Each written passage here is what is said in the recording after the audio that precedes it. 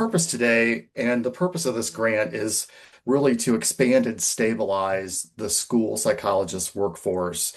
And it's really about the expansion of that school psychologist workforce in high needs districts. There are three tenets to this grant when the grant was written, and that's to focus on recruitment, retention, and sustaining those positions within districts.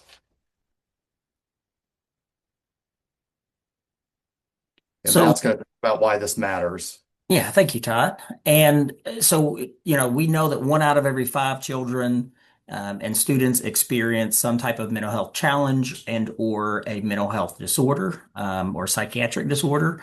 In that, it has a significant impact in their success at school, at home, and in the community, as well as their long-term future. We also know that in our particular region, looking at kind of the southern region of the state mostly, that there's a shortage of school psychologists and across the entire state because there is a statewide project and then there's a regional project. So both can be applicable to your needs as a district or an organization. We know there's 240 plus unfilled school psychologist positions in some sort or fashion across the entire state. Many times, our rural districts, our communities that are smaller, are at a disproportional disadvantage. That unfortunately, there's not a lot of school psychologists that are returning or moving to these locations. And also within our university programs and partners, there's only so many slots. And so we're finding that there's not as many individuals joining the field as are needed for school psychologists across the entire state.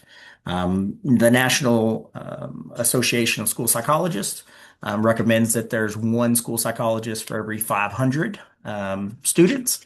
And so our specific southern region or some of our target districts, which you may be from a target district or an association or a co-op or something like that that serves a region, that within those target districts, we have well above that particular average in our communities.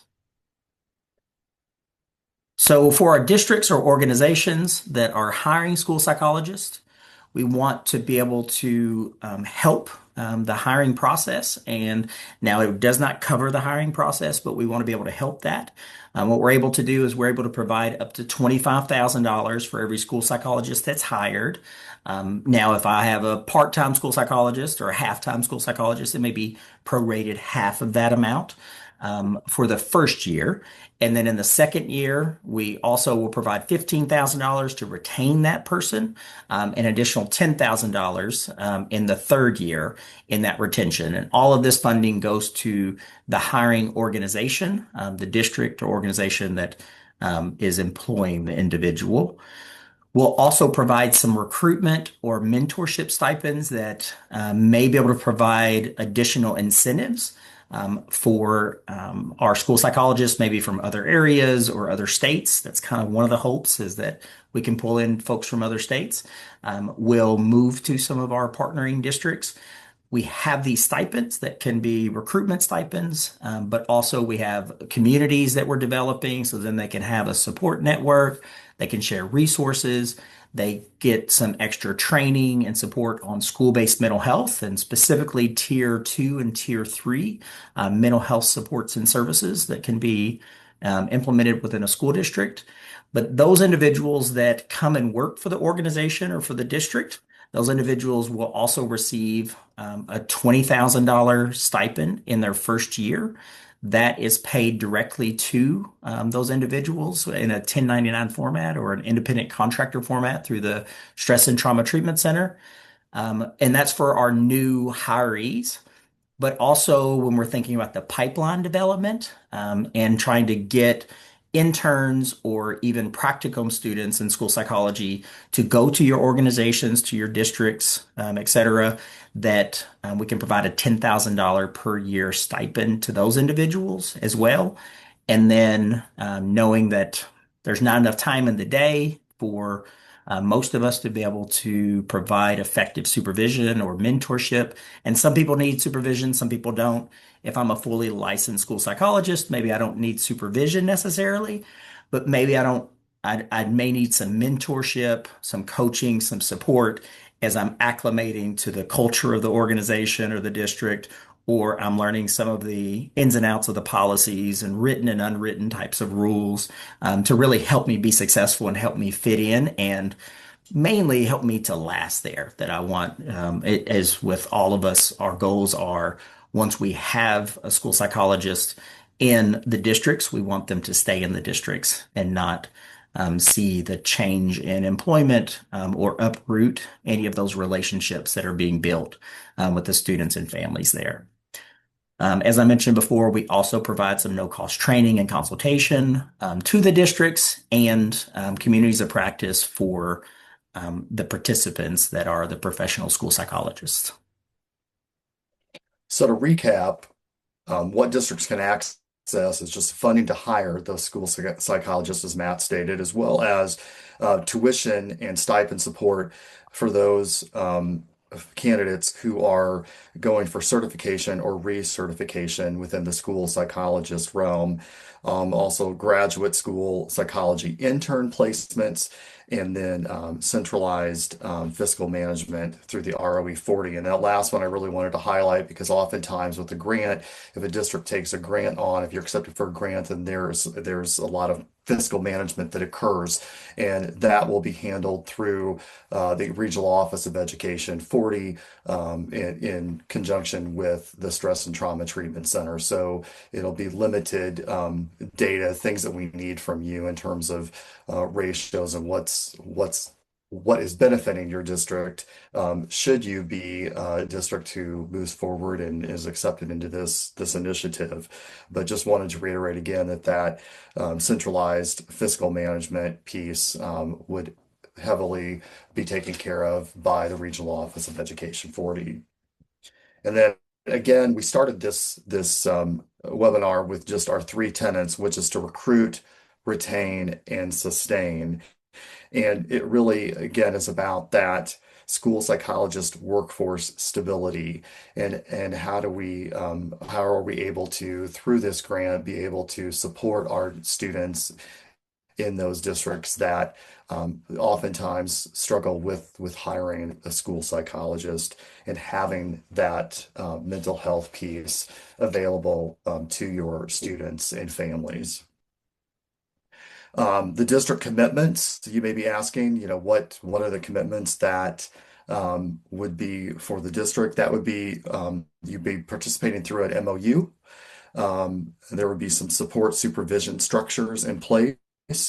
We'll be honoring the service obligation agreements and then provide staffing data for reporting, as I said, just that limited data that you would need to be able to continue to feed to us, and we would certainly support that as well.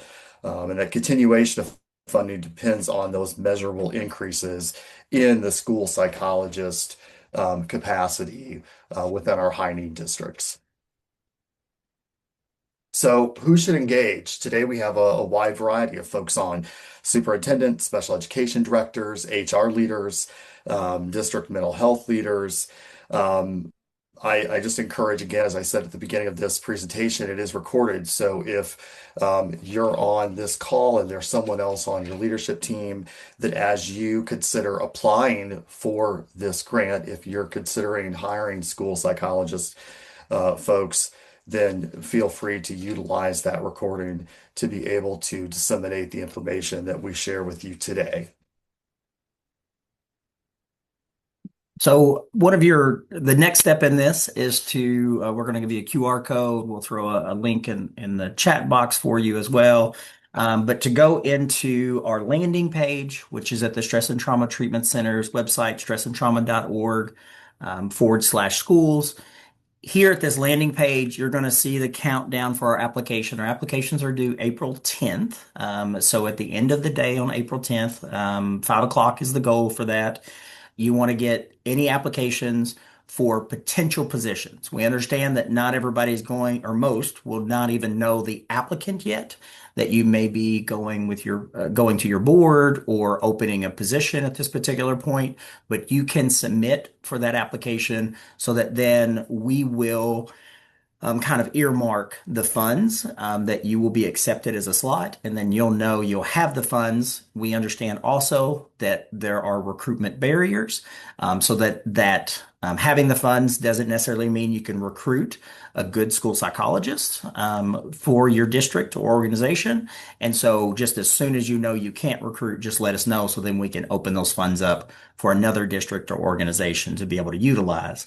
But we're going to go to the landing page. There's going to be two different types of applications that are available, and a Q&A page that is will actually put any of the questions that are here that are posted here. We'll put the answers and responses there so that way everybody gets access to the same information. And maybe somebody else has already asked the question that you have in mind. We will be able to put questions there with the responses that we're giving out to individuals, so that way there's public access to all of that information. But the two different applications, we're primarily focused on the district or organization applications today, but also once you hire someone, then that school psychologist or maybe school psychologist in training that could be in a graduate school program in their practicum or internship stage, that they can complete that application for the individual. And then once you have the individuals there, or you know individuals are coming or professionals are coming, the supervisor or mentor can also complete that individual application.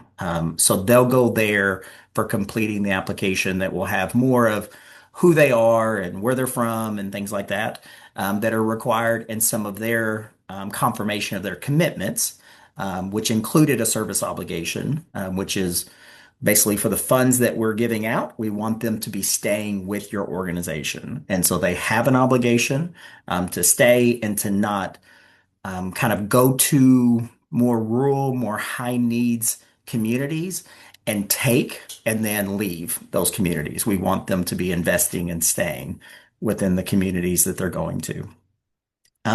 From the application, this is just a picture of what that is. It's a Google form, so you'll be able to see this is how the questions will lay out. It's a pretty simple application for you, so feel free to do so.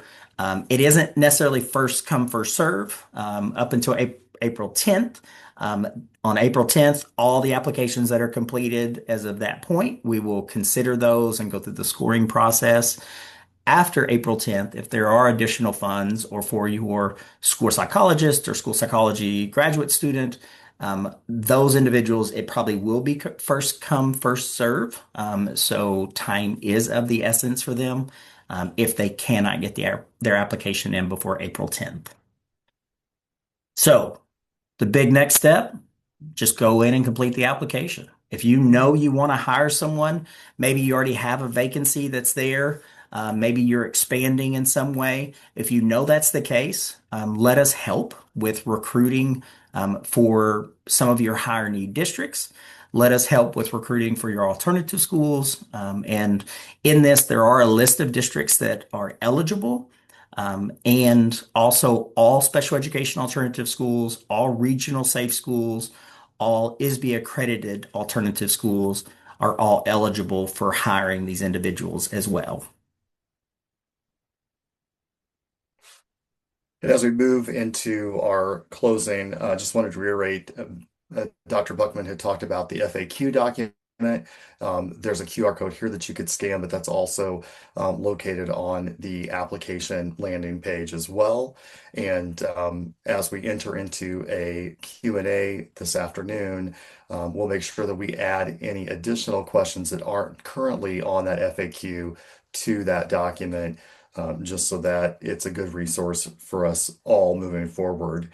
And as we begin before we begin the Q&A, just wanted to reiterate our contact information, and you'll see that on the upcoming slide, my contact information, Dr. Buckman's information, and then I've also included Dr. Ryan Wamser. Some of you in our region know Dr. Wamser, the Director of School Improvement for Regional Office of Education 40, and you have contacts with him, but you can reach out to him as well. But that's our contact information. So with that, that concludes our presentation portion.